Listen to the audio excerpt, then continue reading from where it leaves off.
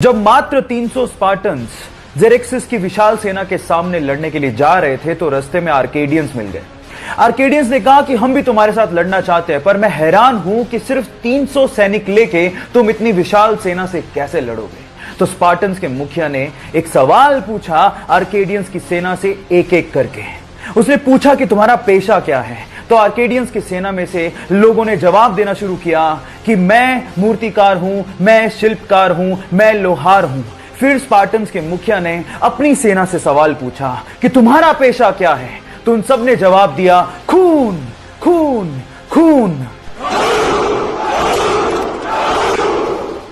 सबक यह है कि जंगें सैनिकों से नहीं, हौसलों से जीती जाती हैं। पढ़ाई का और पैसा कमाने का आपस में कोई लेना देना नहीं है, इसीलिए उस लड़के ने 10वीं क्लास के बाद पढ़ाई छोड़ दी और भजिया बेचकर पैसा कमाना शुरू कर दिया।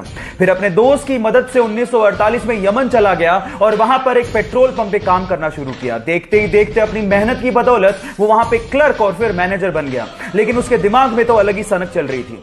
फिर वहां से अच्छी खासी नौकरी छोड़ के 50,000 रुपया लेकर वो इंडिया आया और यहां पर मसाला और पॉलिस्टर बेचने की कंपनी शुरू की। और देखते देखते 10 लाख की टर्नओवर के साथ इंडिया की सबसे बड़ी प्राइवेट कंपनी बना डाली। और आज भी वो कंपनी इंडिया में सबसे बड़ी प्राइवेट कंपनीज में शुमार है। Yes, I am talking about Reliance. और बंदे का नाम था धीरूभाई। और उनका कहना था कि बड़ा सोचो, दूर की सोचो और जल्दी सोचो, क्योंकि विचारों पर किसी का एकाधिकार नहीं होता।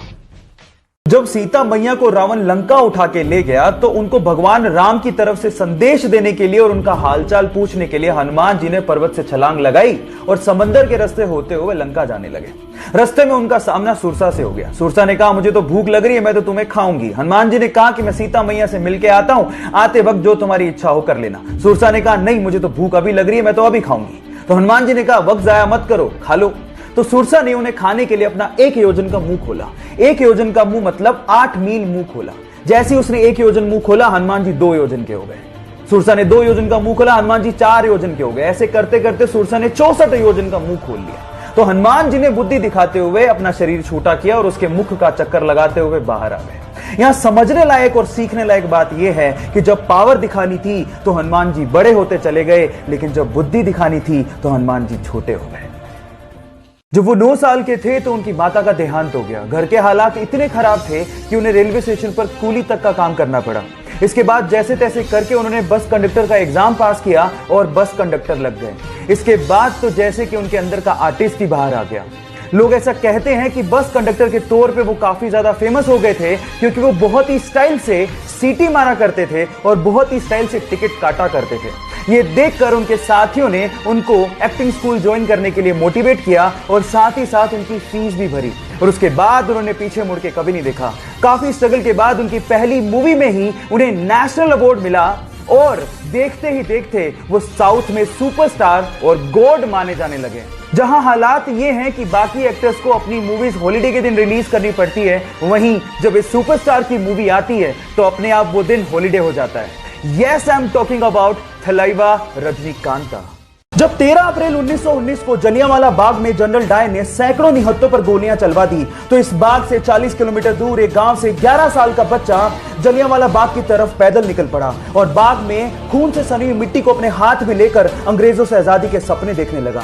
ये मिट्टी लेकर जब वो घर पहुंचा तो उसने पिताजी को कहा कि पिताजी आप कहां जा रहे हैं। तो पिताजी ने जवाब दिया कि मैं आम की गुठलियां बोऊंगा जिससे पेड़ लगेगा और बहुत सारे आम मिलेंगे। तो जानते हो उस बच्चे ने क्या कहा? उस 11 साल के बच्चे ने कहा कि मैं भी इस खेत में बंदूक बोना चाहता हूं जिससे मुझे बहुत सारी बंदूकें मिलें और मैं अपने देश को आजादी दिला सकूं। इस क्रांतिकारी विचार को रखने वाले का नाम है शहीद भगत सिंह, जो हमारे लिए, इस देश के लिए हंसते हंसते ये कहकर फांसी पर चढ़ गए, सरफरोशी की तमन्ना अब हमारे दिल में है, देखना है जोर कितना बाजुए कातिल में है, बाजुए कातिल में है।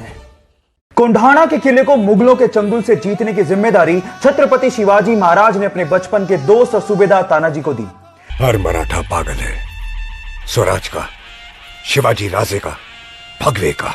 जब तानाजी का सामना पहली बार मुगल सेनापति उदयभान से हुआ तो घमंड में चूर उदयभान ने तानाजी को यह तक कह डाला कि मैं भगवा का नामो निशान मिटा दूंगा। तब तानाजी ने जवाब दिया कि जिस रंग को आसमान दिन में 2 बार ओढ़ता हो उसे तू क्या मिटाएगा। अपनी चतुराई और अपने पराक्रम का परिचय देते हुए तानाजी और उनकी छोटी सी सेना ने मुगलों के चंगुल से कोंढाणा जिले को जीत तो लिया, लेकिन तानाजी वीर गति को प्राप्त हो गए। तब छत्रपति शिवाजी महाराज ने कहा था, गढ़ आला पर सिंह बोला। एक बार द्रोणाचार्य अपने 5 पांडव शिष्यों के साथ जंगल से जा रहे थे। उनके साथ एक कुत्ता भी था। अचानक से वो कुत्ता धनुर्विद्या का अभ्यास कर एक व्यक्ति को देख के तेज तेज भौंकने लगा, जिससे उस व्यक्ति को विघ्न होने लगा। अब उस व्यक्ति ने धनुष बाण उठाया और उस कुत्ते पर इस तरह से वार किया कि उस कुत्ते का पूरा मुंह तीरों से भर गया, लेकिन उसे घाव तक नहीं आया। अब ये चीज देखकर द्रोणाचार्य हैरान रह गए और उस व्यक्ति से पूछा कि तुमने धनुर्विद्या सीखी कहां से? तो उस व्यक्ति ने जवाब दिया कि आप ही की प्रतिमा को गुरु मानकर मैंने सारी की सारी धनुर्विद्या सीखी है। अब क्योंकि द्रोणाचार्य अर्जुन को वचन दे चुके थे कि इस पूरे विश्व में उससे बढ़िया धनुर्धारी कोई भी नहीं होगा, इसलिए गुरु दक्षिणा में उस व्यक्ति से द्रोणाचार्य ने दाएं हाथ का अंगूठा मांग लिया और उस व्यक्ति ने हंसते हंसते अपने दाएं हाथ का अंगूठा द्रोणाचार्य के चरणों में समर्पित कर दिया। जानते हैं उस शिष्य का नाम क्या था? उस शिष्य का नाम था एकलव्य।